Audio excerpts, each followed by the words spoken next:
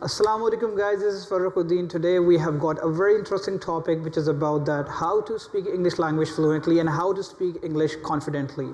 This is one of the most important topic a lot of students have asked us. Today we are going to make a video on it and we are going to answer some of the questions of yours.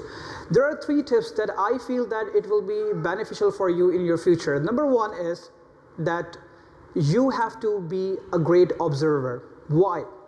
Because if you see a kid, he observes the things first, he never knows what he is doing and what he is going to talk about. He observes the thing and then after he receives an action and then he starts speaking the same word in the same action and he does not feel any hesitation. Number 2 is about that do not feel hesitation while making mistakes and errors.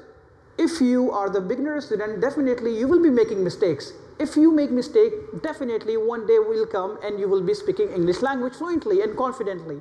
Number 3 point is that you do not have to be a translator. Think in English first.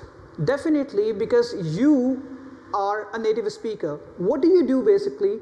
You try to translate and transfer your native language and sentences into English. Do not do that. Think in English first and try it again and again.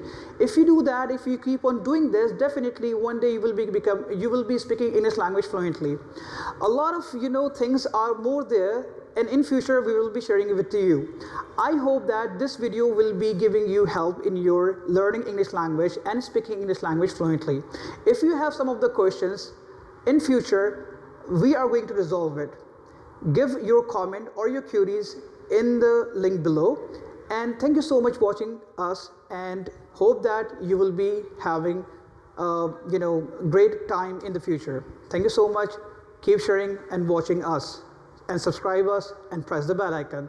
Till then, thank you so much. Take care. Allah Hafiz.